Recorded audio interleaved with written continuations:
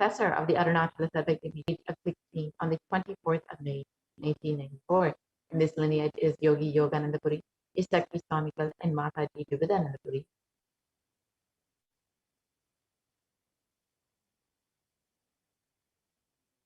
The Supreme Pontiff of Hinduism founded the mission, the Nithyananda Sangha, to revive Kailasa internationally at the age of 21 in 1999.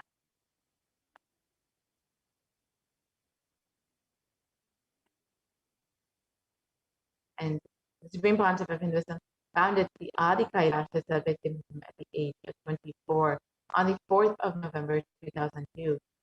Just a little over 19 years, the Supreme Pontiff of Hinduism performed the Bhumi Puja, inaugurating the land of Adi Kailasa.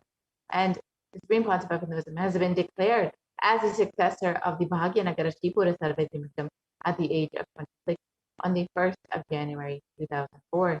Where you can see the Supreme Pontiff of Hinduism being coronated. And the Supreme Pontiff of Hinduism is the incumbent emperor of the Suryavamshi Sringi Samrajam, of the Suryavamshi lineage at the age of 26 on the 31st of December 2004.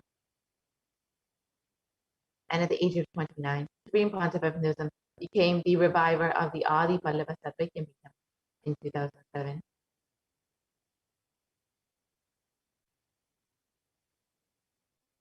And the Supreme Pontiff of Hinduism was coronated as the successor of the Kashi Sarvajya at the age of 30 in 2008.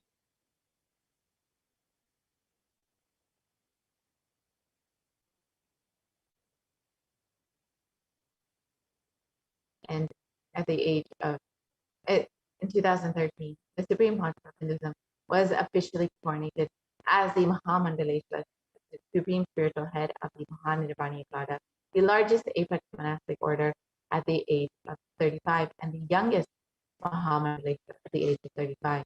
And the Supreme Pontiff of Hinduism was also declared as the Acharya Mahamandaleshwar of the Atalakada. And the Supreme Pontiff of Hinduism has been coronated as the Guru Mahasannidhanam of the Tanjavur Adinam at the age of 36, and Portugal Adinam at the age of also 36. One of the ancient kingdoms in Tamil Nadu.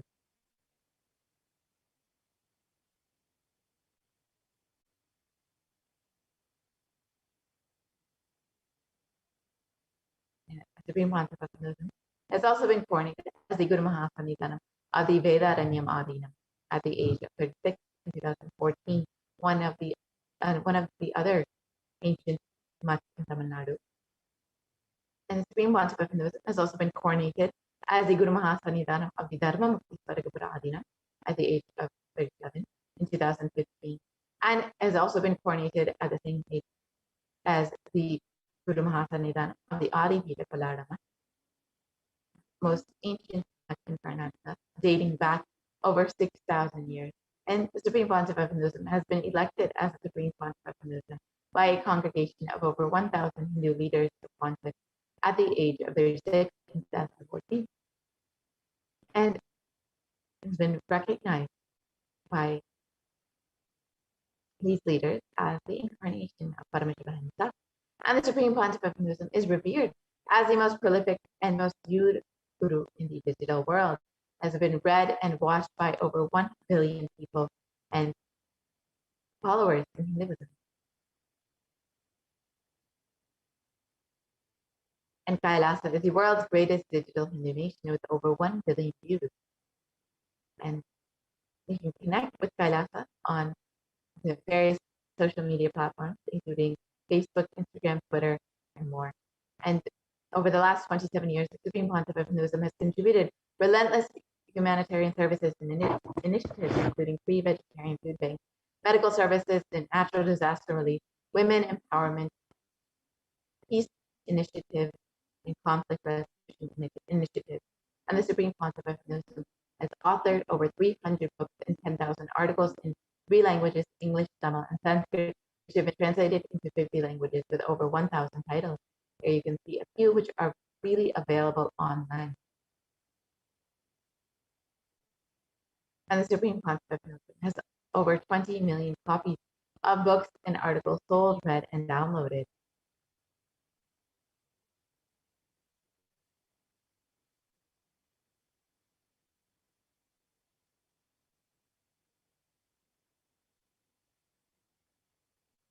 And the Supreme Pontiff of Hinduism is the establisher of the largest Hindu library with over 1 million books, 1 million palm scriptures, and over 20 million digital books.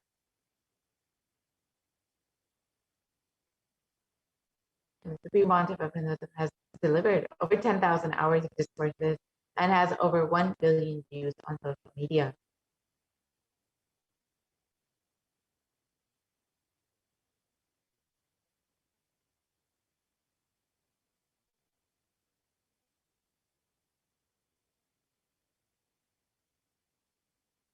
And the Supreme Pontiff of Hinduism is respected as a commentator of all sacred scriptures such as the Upanishads, the Bhagavad Gita, the Shiva Sutras, the Ashtavakra Gita, the Jain Sutras, and more. And the Supreme Pontiff of Hinduism is honored as a leader of Hinduism, the most awarded internationally recognized Hindu leader, and has most recently been recognized by the California State Senate, the U.S. Senate, and various congressmen across the U.S., and is acclaimed as one of the top 100 spiritually influential living personalities by Watkins Mind, Body, Spirit magazine. And the Supreme Pontiff of Hinduism is the reviver of the Sovereign Order of Kailasa, led by the Supreme Pontiff of Hinduism and the Nithyananda Order of monks, nuns, and the Hindu diaspora worldwide, who are working for global peace and to give a super-conscious breakthrough to the whole of humanity. And the Supreme Pontiff of Hinduism is the establisher of the largest Hindu university in the world, with satellite campuses in 150 countries and thousands of courses freely available online. And the Supreme Pontiff of Hinduism is also the establisher of 1,000 plus Kailasa enlightenment ecosystems, which span across 6 continents and various countries across the globe, and is the founder and reviver of over 100 Sarvik and the traditional seats of knowledge, reviving the science of enlightenment. Now that we understood who is the Supreme Pontiff of Hinduism, his contributions to humanity over the last 27 years, let's now enter into the next segment, the demonstration of the extraordinary powers, the extraordinary Shaktis of Paramashivoham, as demonstrated by the initiated disciples of the Supreme Pontiff of Hinduism. Before this, let us understand the science of Diksha, the science of initiation by an avatar.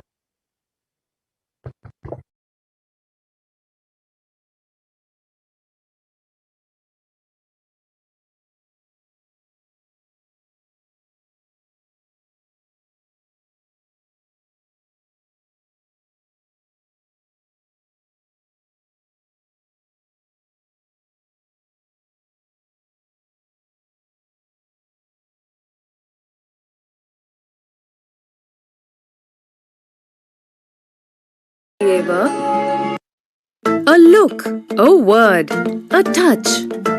Power of initiation. Diksha is the direct transfer of spiritual energy by an enlightened being through look, word,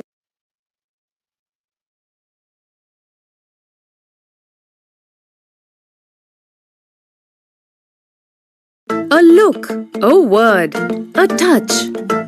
Power of initiation. Diksha is the direct transfer of spiritual energy by an enlightened being through look, word, or touch.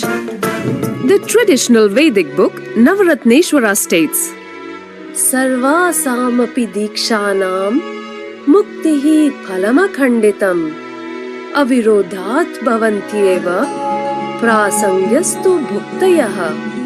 The main benefit of all initiations is moksha, enlightenment. As a side effect, health, wealth, leadership, and well-being happen. And in Rudrayamala Tantra, Shiva says, Devi diksha vihinasya na siddhihi na cha sadgatihi tasmat sarva prayatnena guruna dikshito bhavet. The one who is not initiated does not attain liberation nor a better future. So by all efforts, one should get initiated by Guru. What is the science of initiation? Neuroscience has proved that the process of initiation floods the brain with energy. This is the superconscious energy of Kundalini, our own highest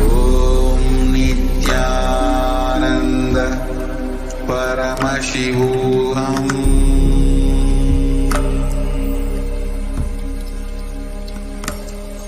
Om Nithyananda Paramashivoham.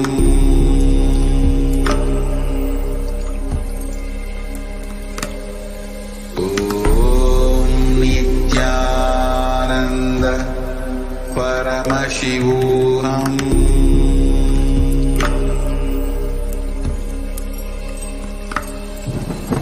Om Nithyananda Paramashivoham.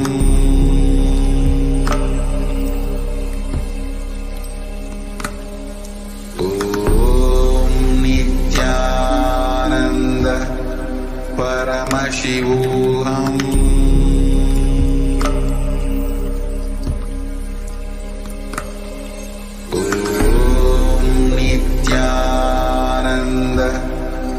Paramashivoham.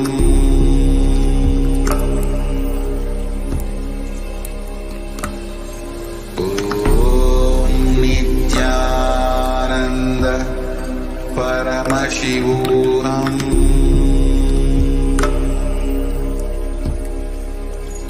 Paramashivoham. Om Nithyananda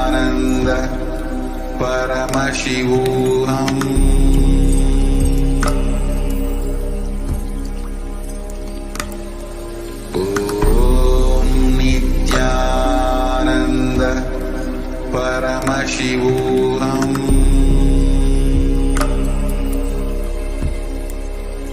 Om Nithyananda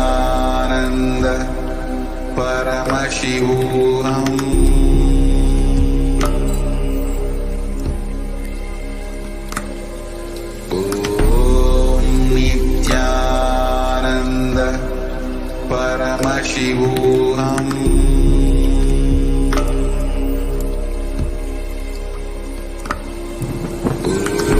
Om Nithyananda Paramashivoham.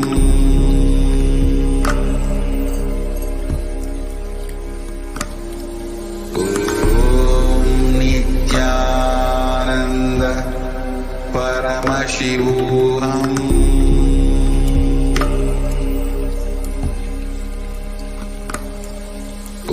Om Nithyananda Paramashivoham. Om Nithyananda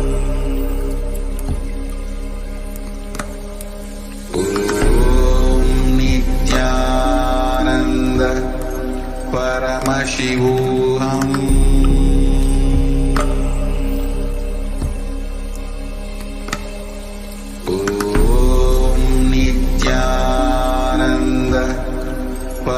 Paramashivoham.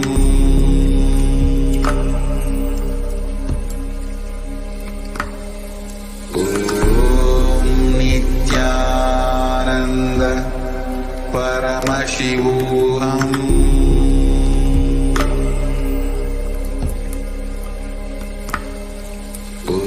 Om Nithyananda Paramashivoham.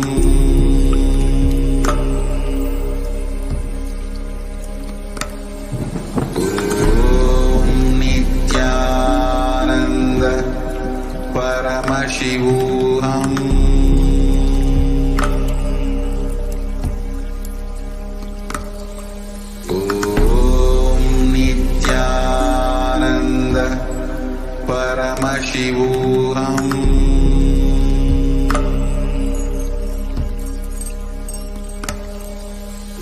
Om Nithyananda Paramashivoham.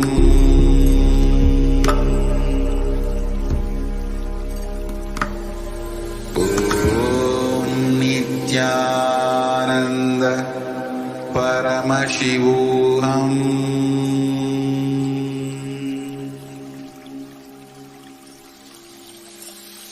I bless bless you all. Let you all open all your three eyes.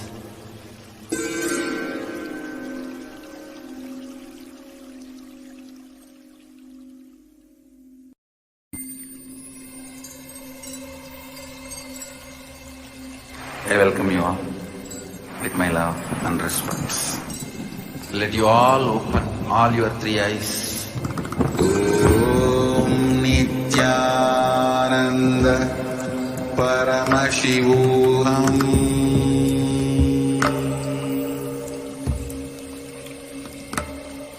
Om Nithyananda Paramashivoham.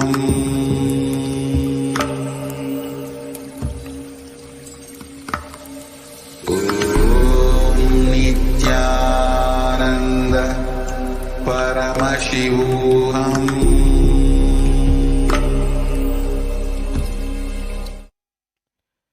Nithyanandam Paramasukadam Kevalam Jnanamurtim Dvandvatitam Gahana Sadrisham Tattvamasya Ekam Nityam Vimalamachalam Sarvadi Sakshibhutam Bhavatitam Trigunarahitam Sadgurum Tam Namami.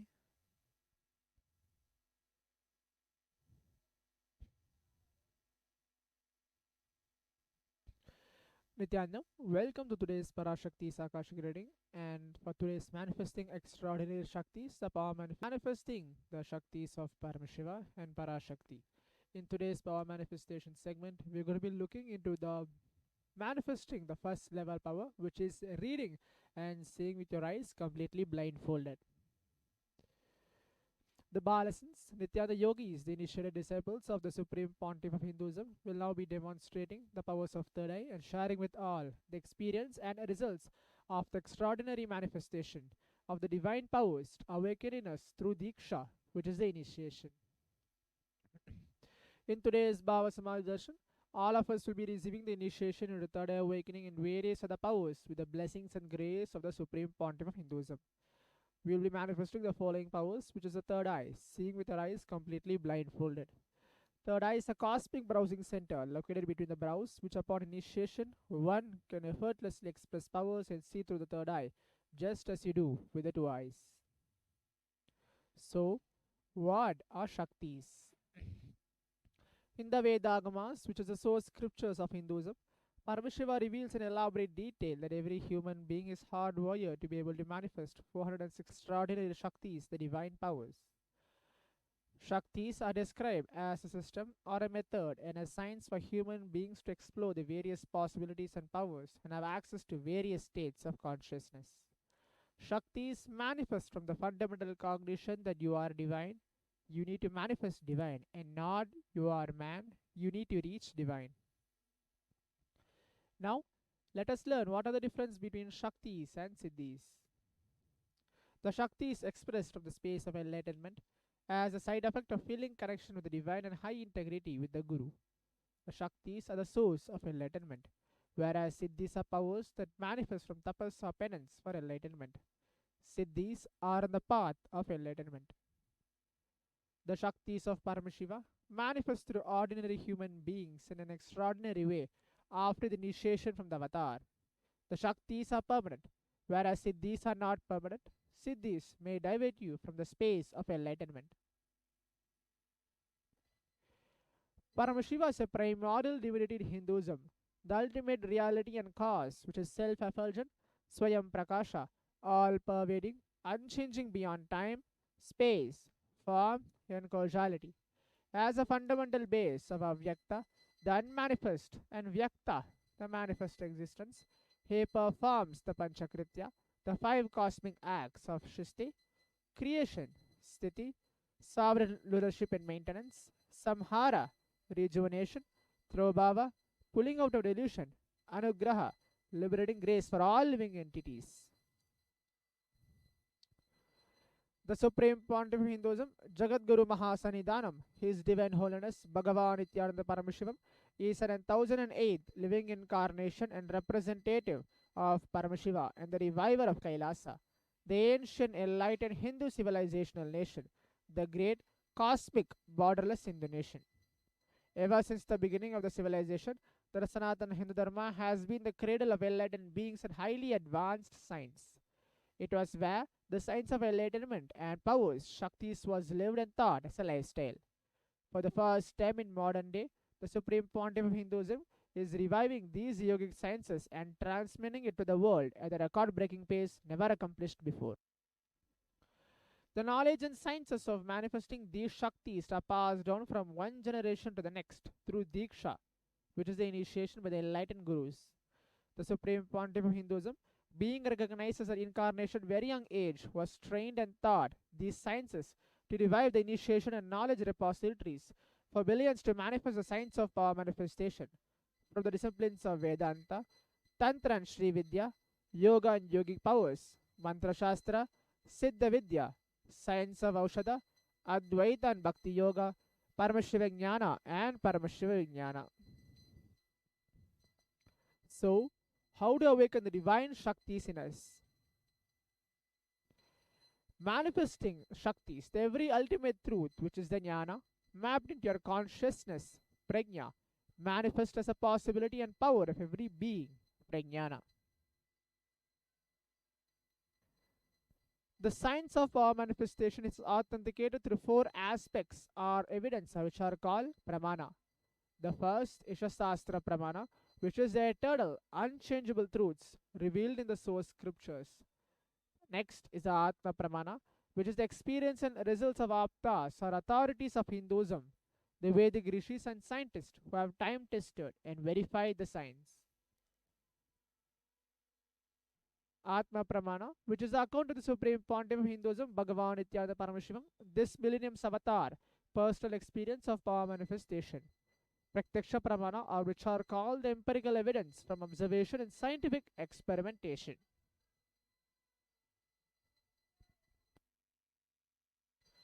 Vedas are the ultimate superior authorities for Hindus. Vedas are the pure science where the ultimate truths are explained. Agamas are the scriptures where the applied technology, the applied science is expanded. Vedas and Agamas are given the status of Shruti as they are directly revealed by Paramashiva. They are the ultimate, eternal, unchangeable truths. A reference cited from the Shastra source scriptures is called Shastra Pramana.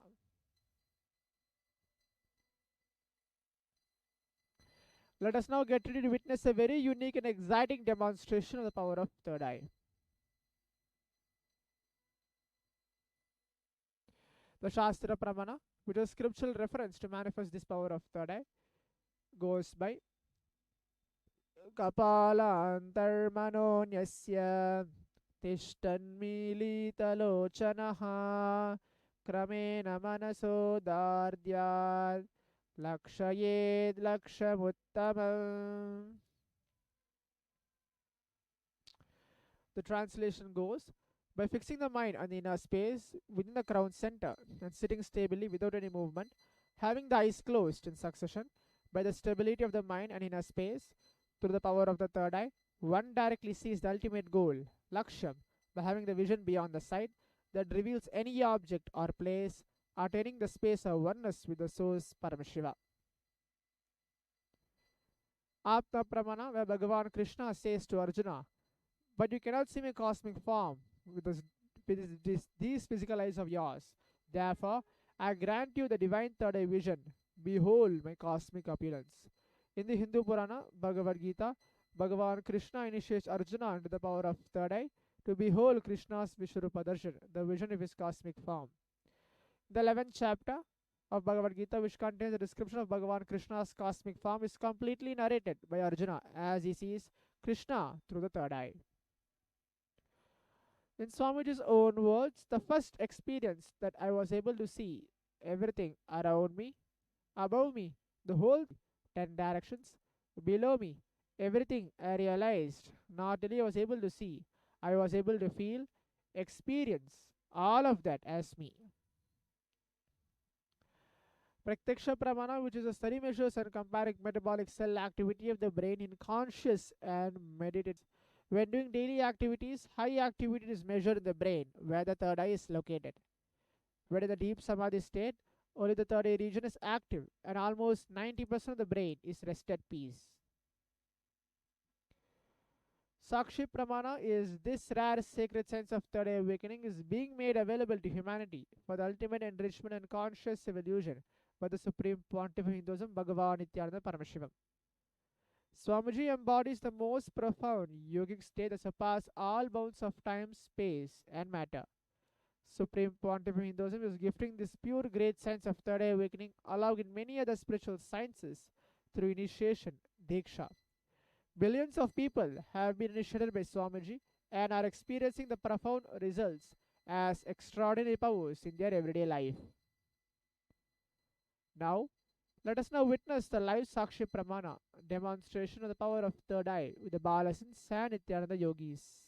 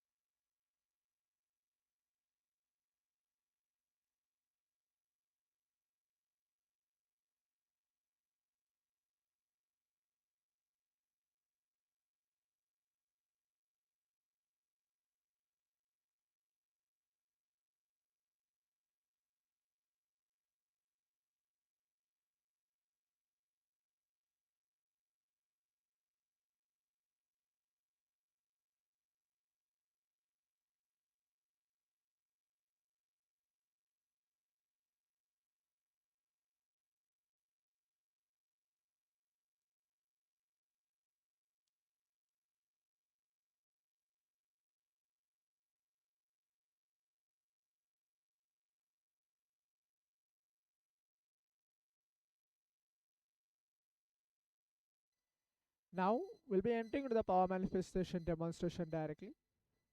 What is going to happen now is I'm going to be wearing a blindfold and we're completely blindfolding myself.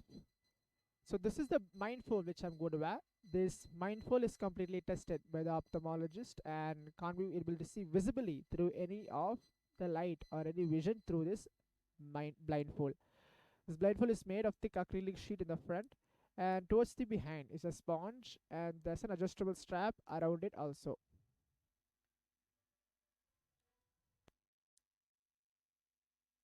So today's power manifestations demonstration, what is going to happen is we're going to be pulling out one of the posts from the Kailasa Supreme Pontiff of Hinduism Facebook page and describing a jumbled upon words and letters. So these are the both things which is going to happen. I'll be connecting myself in the space of oneness with Swamiji, remembering him in my third eye and in the Anandagandha, having the simple cognition Paramashiva is real and manifest this power.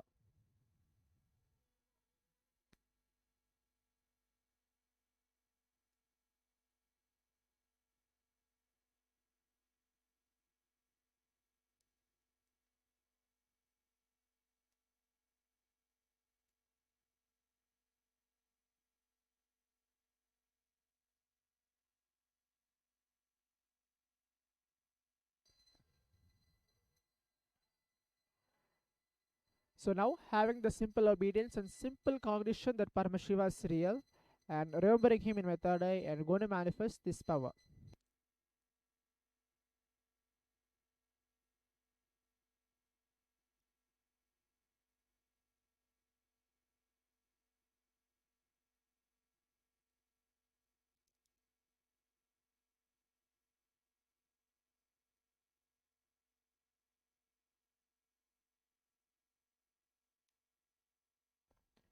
Now, let us all sit straight. Take few minutes, remember Swamiji in our third eye in the Anandagandha in any inner space and chant the Mahavakya along. Om Nithyananda Paramashivoham. Om Nithyananda Paramashivoham. Om Nithyananda Paramashivoham. Om Nithyananda Paramashivoham. Om Nithyananda Paramashivoham. Om Nithyananda Paramashivoham. Om Nithyananda Paramashivoham.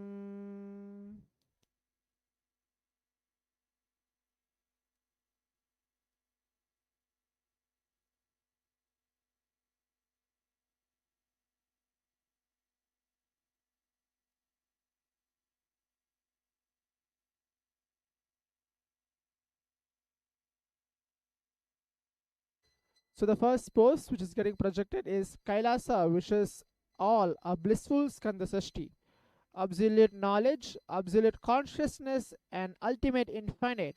All the glories, possibilities, powers, and qualities of Paramashiva express itself completely in Subramanya. He is Lord of Victory, the Supreme Pontiff of Hinduism, Nithyananda Paramashivam. Within Swamiji's picture having the Subramanya Bhava Samadhi Darshan in the right side, and towards the left is Lord Muruga's image.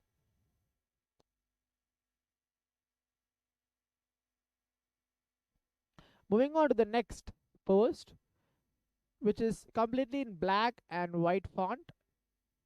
The first word, as you can see in just straight in front of your eyes, is syntax, runtime, recursion, token, logical, sector, parity, OT, default, loading, variant, username, thread, default, number,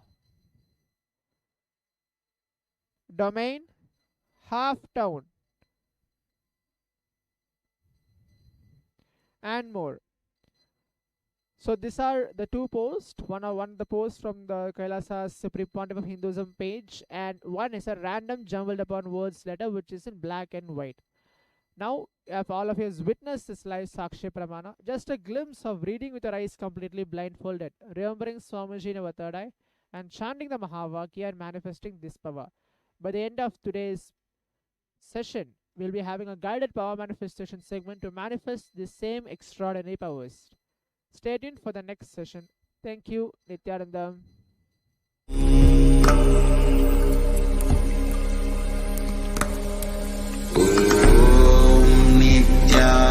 Nithyananda Paramashivoham.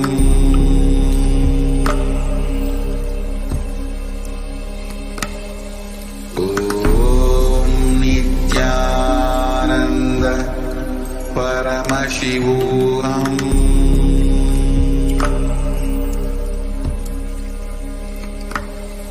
Om Nithyananda Paramashivoham.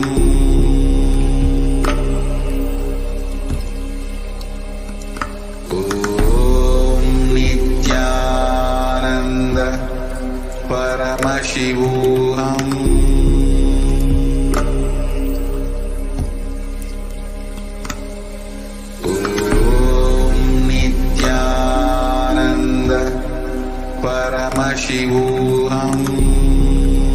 Nithyananda Paramashivoham. Paramashivoham.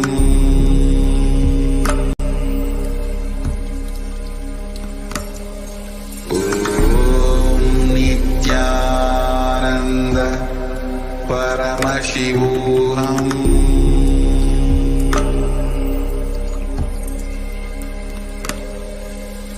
Om Nithyananda Paramashivoham.